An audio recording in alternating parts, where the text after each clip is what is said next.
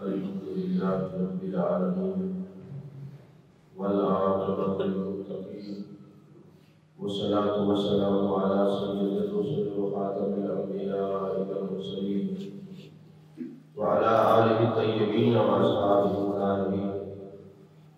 أما بعد، فأعوذ بالله من الشيطان الرجيم. بسم الله الرحمن الرحيم. إن الله بالناس لرؤوف رحيم. صدق الله العظيم وصدق رسوله النبي الكريم الأمين. قال الله تبارك وتعالى في شأن نبيه مخبرا وعاملا: إن الله وملائكته يصلون على النبي يا أيها الذين آمنوا صلوا عليه وسلموا تسليما. اللهم صل على سيدنا مولانا محمد وعلى آل سيدنا مولانا محمد وبارك وسلم عليه. الصلاة والسلام عليك يا رسول الله، الصلاة والسلام عليك يا حبيب الله، الصلاة والسلام عليك يا خير خلق الله. تمام تعریف اللہ تبارک و تعالیٰ کے لیے ہے جو خالق کائنات بھی ہے، خالق شجرات بھی ہے، جو آج بھی ہے، سمت بھی ہے، جس کی شان رم یلد بھی ہے ورم یولد بھی ہے.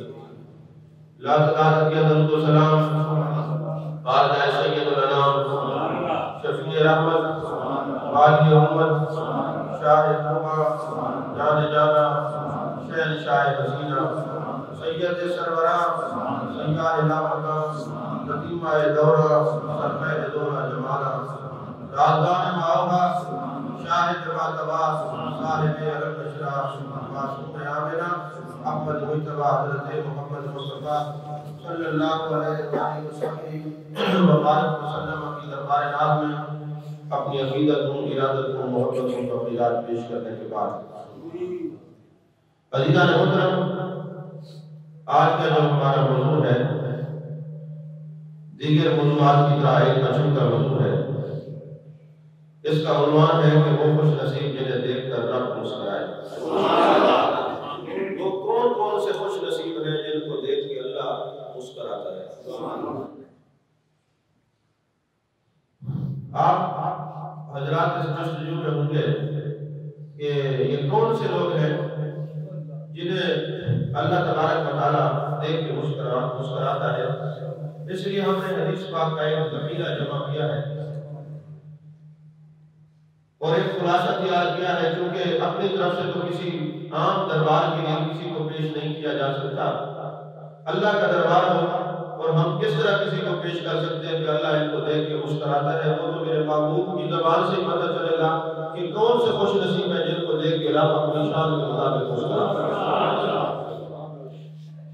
ایک بات پہلے ذہن نشین رکھیں کہ ہمارے عقائد کی کتابوں میں یہ بات موجود ہے کہ ہمارا رب مخلوق کی صفات سے پاک ہے. یعنی جس طرح اللہ سنتا ہے ہم بھی سنتے ہیں، اللہ دیکھتا ہے ہم بھی دیکھتے ہیں، ہمارے سننے میں اور اللہ کے سننے میں فرق ہے. اللہ تعالیٰ کا سننا اور ہے، بندے کا سننا اور ہے. اللہ کا دیکھنا اور ہے، بندے کا دیکھنا اور ہے. تو اسی طرح مسکرانا کی یہ مخلوق کی صفت ہے. اس کے باوجود موضوع کا یہ ٹائٹل، یہ عنوان جنہیں دیکھ کے رب مسکرائے، اس کی وجہ یہ ہے حالانکہ مسلم شریف میں ہے کہ میرے آقا کریم صلی اللہ علیہ وسلم نے فرمایا زیادہ نہ ہنسا کرو، اس لیے کہ زیادہ ہنسنا دل کو مردہ کرتا ہے. ہنسنا ایک علیحدہ چیز ہے اور تبسم سے ہٹ کے ہے جو صرف انسان کے ہونٹوں پر کھلکھلاہٹ ہوتی ہے، اس میں آواز پیدا نہیں ہوتی.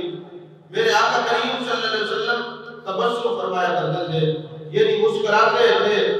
یہاں پر دونوں کے فرق کے ساتھ ساتھ چونکہ الفاظ عربی میں ضاحک کہتے ہیں مسکرانے کو، کا معنی تبسم ہے. تو ہم وہ حدیث آپ کے سامنے پیش کریں گے جس میں اللہ تبارک و تعالیٰ کے لیے یہ الفاظ استعمال ہوئے ہیں اور اس کا لفظی معنی رب ہنستا ہے. لیکن اس سے مراد یہ کیا ہوتا ہے کہ رب راضی ہو جاتا ہے. ہنسنا اس طرح نہیں ہوتا. ویسے الفاظ بولنے کی اجازت نہیں ہے، لیکن حدیث شریف میں آ جانے کی وجہ سے اس کا ترجمہ اور خلاصہ جو ہے وہ یہ مسئلہ کہنا جائز ہو جائے گا. لیکن اس کا مطلب ہم یہ لیں گے اور مفہوم یہ ذہن میں رکھیں گے کہ اس سے مراد وہ معنی ہے جو رب ذوالجلال کی شایان شان ہے. شرح تحبی کے اندر لکھا ہوا ہے الدین من اللہ سبحانہ و تعالی معمول علی غایت الرضا والرافع. یہ حدیث شریف میں رب الجلال کے بارے میں جہاں یہ بات آتی ہے کہ اللہ مسکراتا ہے، اس کا مطلب یہ ہے کہ دیکھ سے مراد غایت درجے کی رضا ہے.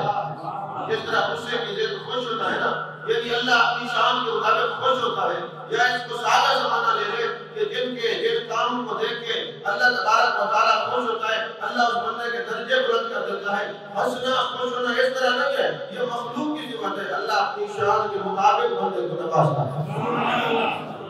تو وہ کون سے خوش نصیب ہیں جن کو اللہ تبارک و تعالیٰ دیکھ کے اپنی شان کے مطابق نوازتا ہے، مہربانی کرتا ہے، کرم نوازی فرماتا ہے. اس میں سب سے پہلے وہ شعبہ جنہیں دیکھ کے رب مسکراتا ہے، یعنی رب راضی ہو جاتا ہے، اور حد درجہ ایثار والے لوگ. اللہ ان کو اپنی عظمت اور شان سے نوازتا ہے، وہ ایثار والے لوگ ہیں.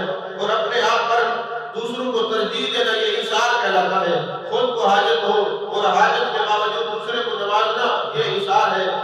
اس میں ایک شخص جس کے کھانے پینے کی ساری مرادیں اور ضرورتیں پوری ہیں، اس نے ایک آدمی کو، ایک فقیر کو ₹1,00,000 دے دیا، تو اس کے پاس اتنا 1,00,000 ہونا اس کو خوش نہیں کرے گا جو ایک بھوکے کو ایک روٹی دینا اس کو خوش کرتا ہے. تو ایثار والے کو اللہ تبارک و تعالیٰ جو ہے وہ بہت پسند فرماتے ہیں. میرے آقا کریم صلی اللہ علیہ وسلم کے پاس ایک مہمان آیا، تو جانے کائنات، جانے رحمت، مصطفیٰ جانے رحمت نے اپنے گھروں میں ازواج مطہرات کے پاس پیغام بھیجا کہ ایک مہمان آیا ہوا ہے، گھر میں کوئی چیز کھانے کے لیے ہے.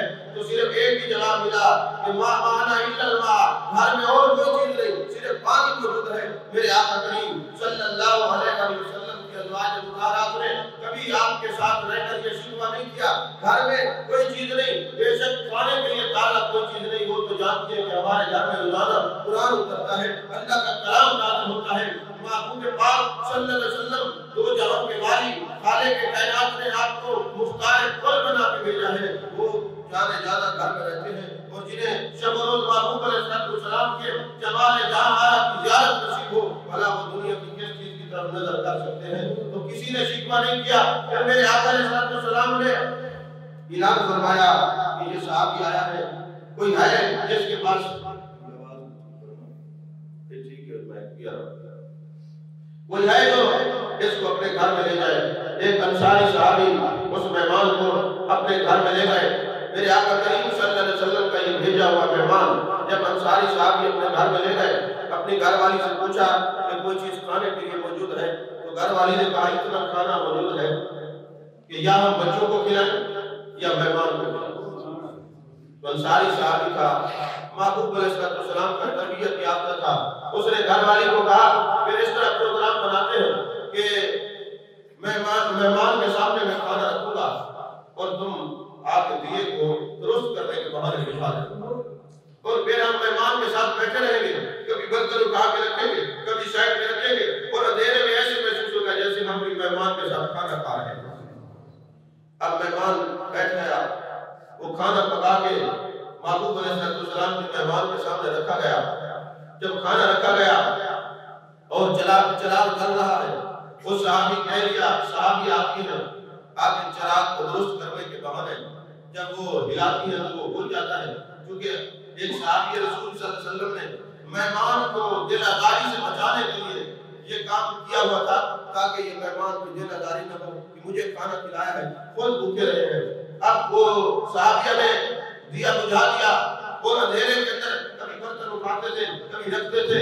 اس مومنٹ کو دیکھ کر وہ صحابی یہ سمجھتا رہا، وہ مہمان یہ سمجھتا رہا کہ شاید یہ میرے ساتھ کھانا کھا رہے ہیں. اسی طرح جب کھانا کھا چکے پھر چراغ جلایا گیا تاکہ مہمان کو شرمندگی نہ ہو. اب صبح جب وہ صحابی رسول صلی اللہ علیہ وسلم محبوب پاک صلی اللہ علیہ وسلم کے پاس جاتے ہیں، صحابہ کا ایک مجمع لگا ہوا ہے اور میرے آقا علیہ السلام کے صحابہ تشریف فرما ہے. میرے آقا علیہ السلام نے دیکھا، بخاری اور مسلم شریف کی حدیث پاک ہے، دیکھ کر اس صحابی کو فرمایا طارق اللہ اللیلہ، یہ میرا صحابی ہے جس کو ساری رات رات دیکھ دیکھ کے مسکراتا رہا ہے. یہ مہمان کو اتنے نوازا ہے، خود بھوکے رہے ہیں اور خود پیاس کاٹی ہے، خود جناب والا اب بچوں کو سلا دیا ہے، کھانا نہ دیا. یہ ساری رات اللہ تبارک و تعالیٰ میرے صحابی کو دیکھ دیکھ کے مسکراتا رہا ہے. یہ لفظ میرے آقا علیہ السلام نے استقبال فرمایا، اللہ ہنستا رہا، مسکراتا رہا۔ مطلب یہ ہے کہ جو اس کی شان کے لائق ہے اس کی شان کے مطابق، یعنی اللہ نے ان کے اس انداز کو بڑا پسند فرمایا کہ میرے نبی کے صحابہ، میرے نبی کے تعلیم یافتہ، میرے نبی کے شاگرد ایسے ہیں جو خود اپنے بچوں کو بھوکا سلاتے ہیں مگر مہمان کو کھانا کھلاتے ہیں۔ اب ہمیں بھی یہ کوشش کرنی چاہیے کہ ہم اللہ کی رضا کے لیے مہمانوں کو کھانا کھلائیں۔ یہ نہ پوچھے کہ ٹھنڈا چلے گا گرم چلے گا، کیا پروگرام ہے، کھانا ہے کہ نہیں کھانا؟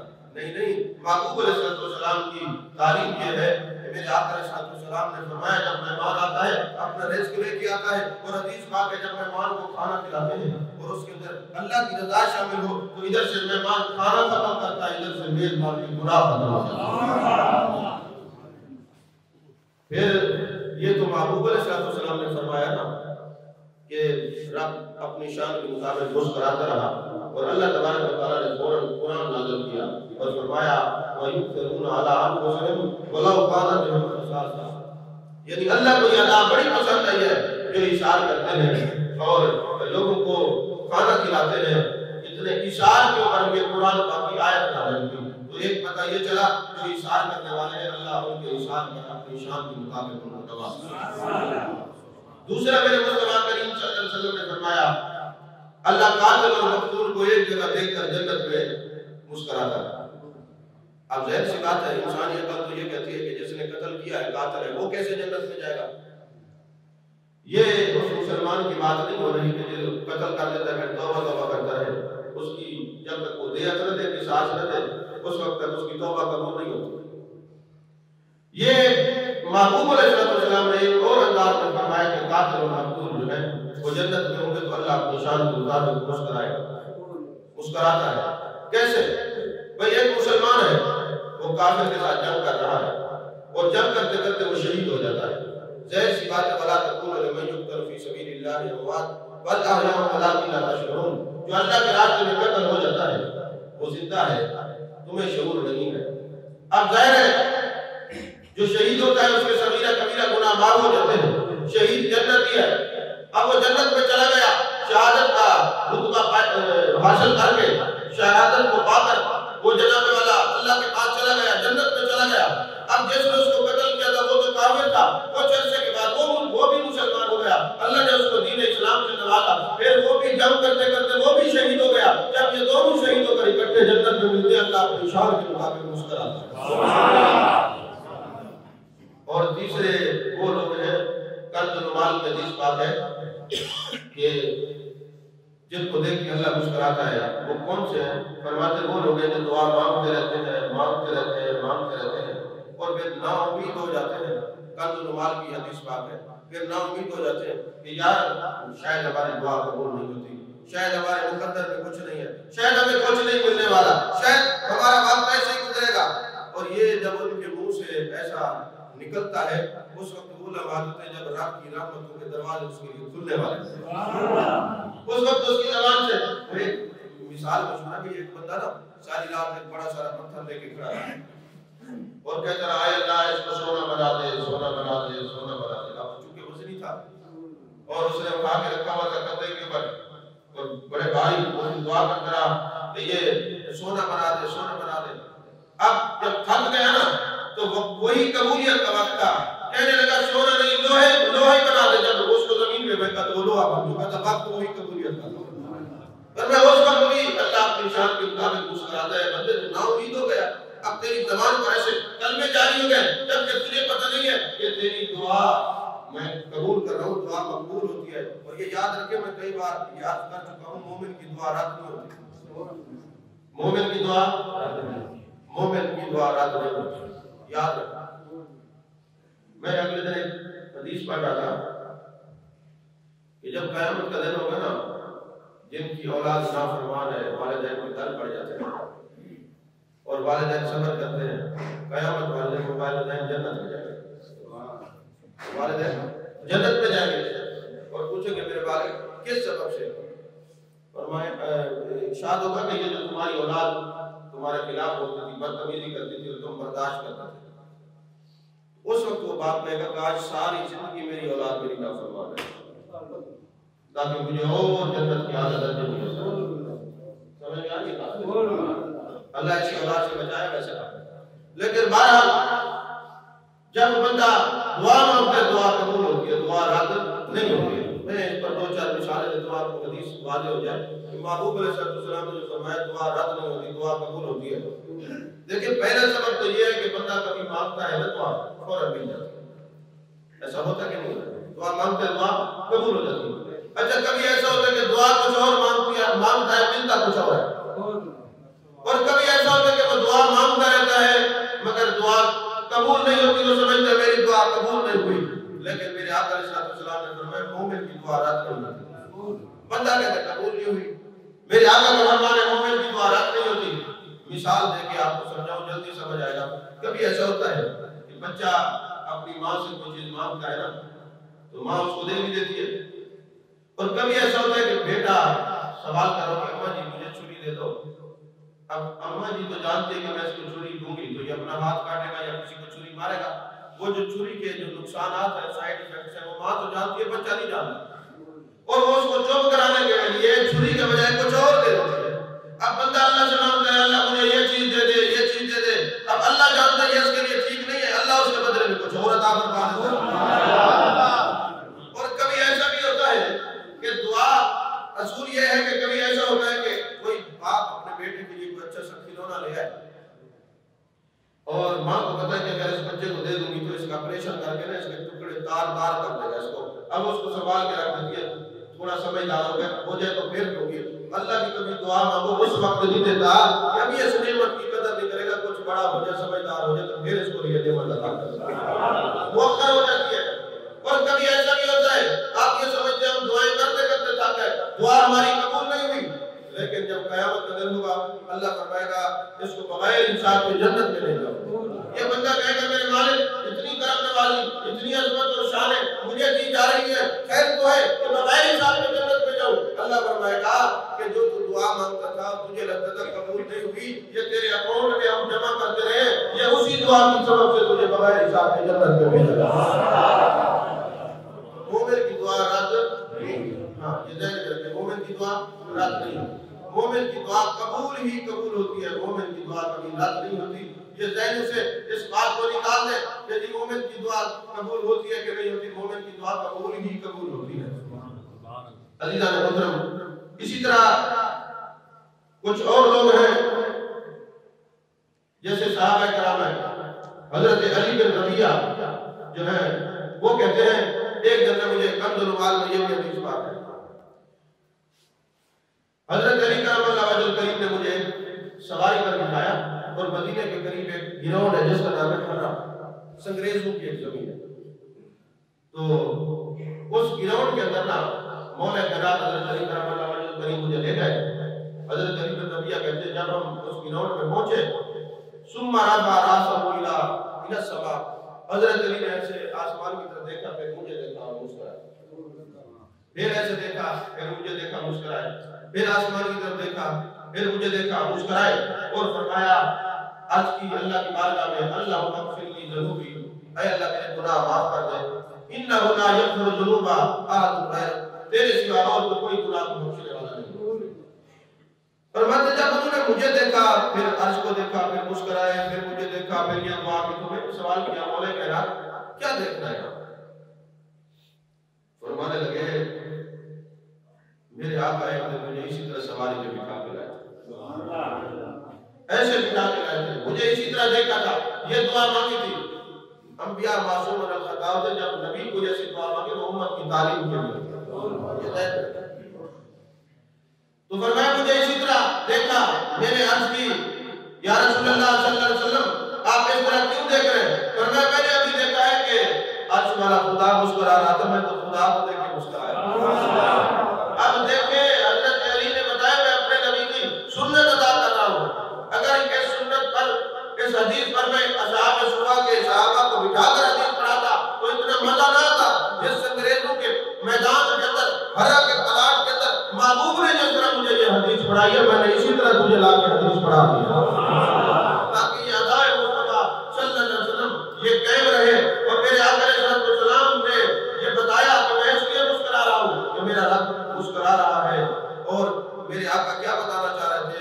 اے علی ہمارا مقام سمجھو، ہم تمہارے ساتھ بھی کھڑے ہیں اور عرش والے خدا کی مسکراہٹ بھی دیکھ رہے ہیں۔ اتنا اپنے رب سے رابطہ ہے کہ رب کی مسکراہٹ کو بھی مشاہدہ فرما رہے ہیں، تمہارے ساتھ بھی کھڑے ہیں۔ یہ مقام میرے آقا کریم صلی اللہ علیہ وسلم کا ہے۔ اللہ تبارک و تعالیٰ ہمیں محبوب علیہ السلام کے مقام کو سمجھنے کی توفیق دے۔ حالانکہ میرے آقا نے فرمایا اے ابوبکر صدیق میری حقیقت کو میرے رب کے سوا کوئی جان نہیں سکتا۔ علی جان محترم، اور مشکات شریف کی حدیث میں آگے کے 3 خوش نصیب ایسے ہیں جن کو دیکھ کے اللہ اپنی شان کے مطابق مسکراتا ہے۔ کون سا آدمی؟ پہلا آدمی یہ ہے الرجل اذا قام باللیل یصلی، رات کو ساری دنیا سو رہی ہوتی ہے اور ایک بندہ اللہ کے حضور کھڑا ہو جاتا ہے، مصلی بچھاتا ہے اور عبادت میں والذین یبیتون لربہم سجدا وقیاما کا مصداق بن جاتا ہے۔ کبھی رکوع کرتا ہے، کبھی سجدے کرتا ہے اور رو رو کے اپنے رب کو مناتا ہے۔ یہ بندہ وہ ہے جسے رب دیکھ کے اپنی شان کے مطابق مسکراتا ہے۔ اس کو کوئی بہت بڑا کام تو نہیں کرنا پڑا، اپنے گھر میں تھا، رات کی تنہائی ہے، دنیا سو رہی ہے اور یہ وضو کر کے اللہ تعالیٰ کو منا رہا ہے، اپنے رب کو راضی کر رہا ہے۔ جس وقت یہ اکیلا تنہائی میں کھڑا ہوتا عبادت کر رہا ہے، اللہ اس کو دیکھ دے کے اپنی شان کے مطابق مسکرا۔ اب یہ تو کوئی مشکل کام نہیں ہے کہ ان خوش نصیبوں میں نام آ جائے کہ رات کی تنہائی میں دنیا سو رہی ہے اور آپ مصلی پہ کھڑے ہو کے اپنے رب کو راضی کر رہے ہیں۔ اور پھر میرے آقا علیہ السلام نے فرمایا دوسرا وہ شخص ہے والوقوف اذا صفوا فی الصلاۃ، جب نماز پڑھنے کے لیے جاتا ہے نا مسجد کے اندر صفیں بناتا ہے، اب بناتے نا بہتر ہی صفیں سیدھی کر لو، نماز کا وقت ہو گیا تو اللہ اس وقت اپنی شان کے مطابق مسکراتا ہے اور مختلف قبیلوں سے مختلف خاندانوں سے اپنے رب کے حکم کو ادا کرنے کے لیے نماز پڑھنے کے لیے کھڑے ہیں۔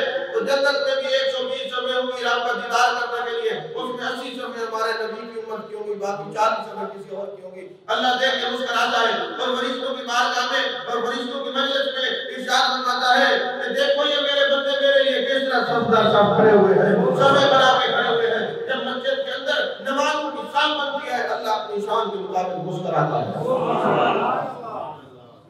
اب اگر یہی تصور کر لیں کہ جب صفیں بناتے ہیں اللہ اپنی شان کے مطابق کرم روانہ کر رہا ہے تو کتنی نماز میں جاتا ہے، کتنا پیار آئے گا۔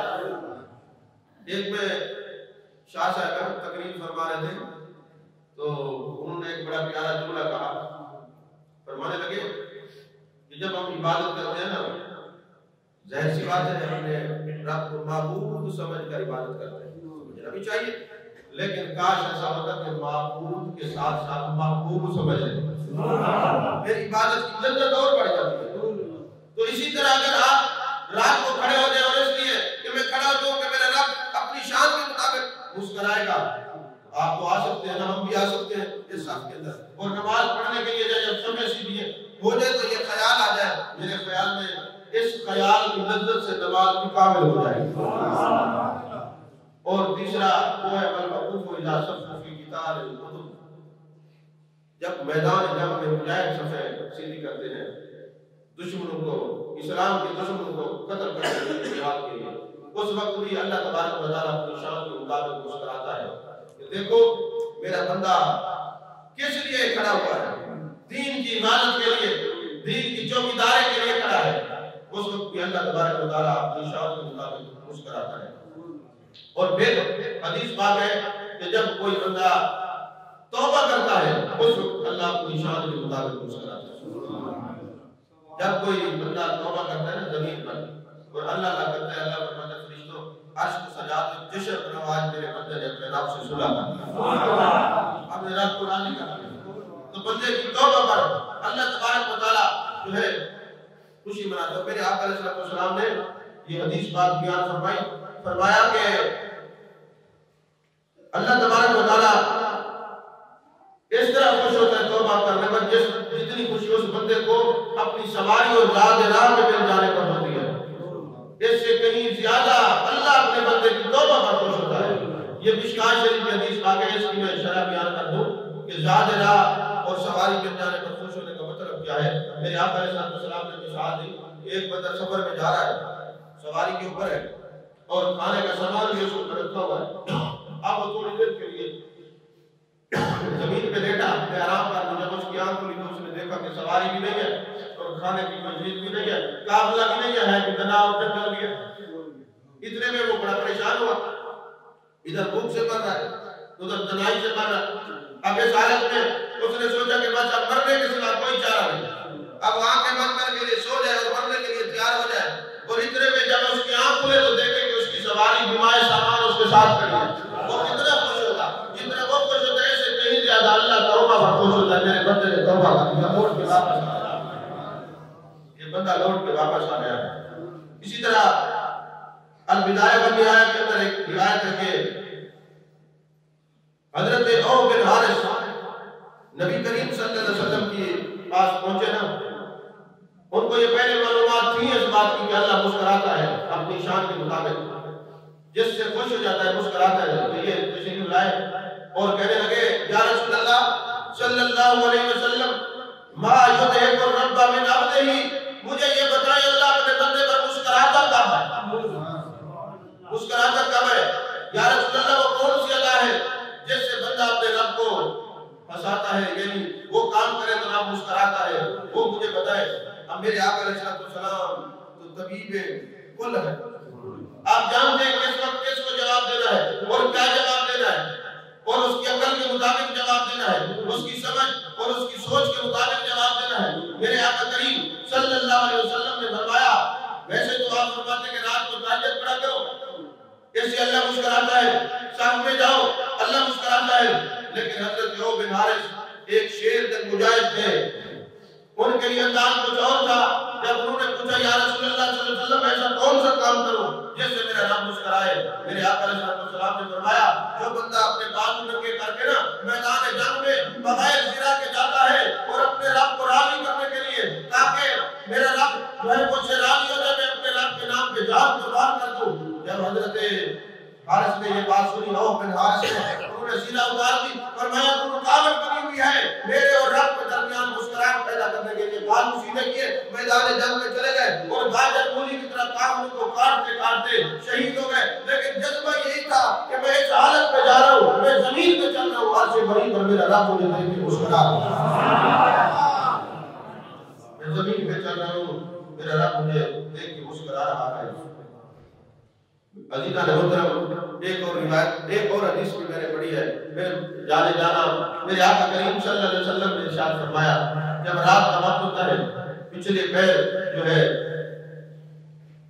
کوئی خاوند دیکھتا ہے کہ اس کی بیوی سوئی ہوئی ہے اور اس کے منہ کے اوپر چھینٹے مارتا ہے کہ اس کے تہجد کی نماز پڑھے, جو اپنی بیوی کو جگاتا ہے تو اللہ تبارک و تعالیٰ خوش ہوتا ہے کہ دیکھو یہ اپنے رب کی رضا کے لیے, اپنے رب کو خوش کرنے کے لیے اس کو اٹھا رہا ہے کہ وہ تہجد کی نماز پڑھے. میاں بیوی کی یہ الفت اور محبت اور اس کے انداز سے اٹھانا کہ یہ تہجد کی نماز پڑھے, اس پر بھی اللہ تبارک و تعالیٰ خوش ہوتا ہے اور اپنی عظمت اور شان کے مطابق بندے کو نماز پڑھے. تو یہ ایک گلدستہ حدیث آپ لوگوں کے سامنے رکھا تاکہ پتہ چل جائے کہ وہ کون سے خوش نصیب ہیں جن کو دیکھ کے اللہ اپنے شان کے مطابق مسکراتا ہے. ایثار کیا جا سکتا ہے, رات کو جاگ کے عبادت بھی کی جا سکتی ہے, صفوں میں بھی کھڑا ہوا جا سکتا ہے, اور اگر میدان جنگ نہیں اس وقت تو اپنے نفس کے ساتھ جنگ کرنا شروع کر دیں. یہ بھی ایک بہت, اور اس کو میرے آقا علیہ السلام نے جہاد اکبر فرمایا, اپنے نفس کے ساتھ جہاد کرنا. اور یاد رکھیں جو میدان جنگ میں جاتے ہیں وہ جہاد اصغر ہے, اپنے نفس کے ساتھ جہاد کرنا جہاد اکبر ہے. تو جو میدان جنگ میں جائے وہ شہید ہو جائے وہ زندہ ہے, تو پھر جو اپنے نفس کے ساتھ جہاد کرنے والے اولیاء ہیں ان کی زندگی کا عالم کیا ہے, وہ تو شہید اکبر ہے. اس سے یہ بھی پتہ چلا لوگ کہیں یاد چلو شہید کے لیے تو نفس ہے کہ وہ زندہ ہے, لیکن یہ ولی کیسے قبر میں زندہ ہے, ان کو بتا دے. میرے آقا علیہ السلام نے فرمایا تھا لوگوں ہم نے بڑی بڑی جنگیں اور غزوے فتح کیے ہیں, آؤ آج ایک بہت بڑے جہاد کی طرف چلتے ہو. کیا ہے اپنے نفس کے ساتھ جہاد کرنا, وہ نفس کے ساتھ جہاد کرنا جہاد اکبر ہے, اور جو یہ جہاد کرتے چلا جائے وہ بھی شہید اکبر ہے. تو جب شہید اصغر زندہ ہے تو شہید اکبر کی زندگی کا عالم کیا ہوگا. اور نفس کے ساتھ جہاد کیا ہے, سردی ہے نا تو نفس کے اندر ٹھنڈ ہے, وضو نہ کرنا, نہیں میں نے وضو کر کے اپنے رب کو راضی کرنا. جس چیز سے نفس منع کرے وہ کام کرنا ہے، یہ نفس کے ساتھ جہاد ہے، اور جو نفس کے ساتھ جہاد کرتا ہے وہ مجاہد اکبر ہے، اللہ اس کو دیکھ کے خوش ہوتا ہے۔ سبحان اللہ۔ پھر وہی بات ہے، ابھی گفتگو شروع کرتے ہیں، تک یہ وقت کا پیلا تو ہمیشہ ہی رہے گا کہ بات مکمل نہیں ہوتی، وقت ختم ہو جاتا ہے۔ اللہ تبارک و تعالیٰ میری معلومات کو قبول فرمائے، اور آپ اس پورے مجمع میں سے کسی ایک بندے کو بھی بات سمجھ آئی تو انشاءاللہ تعالی اس کی دعائیں اللہ تعالیٰ میری بھی بخشش فرمائے گا۔ اللہ تعالیٰ ہم سب کی بخشش فرمائے۔ وآخر دعوانا الحمدللہ رب العالمین۔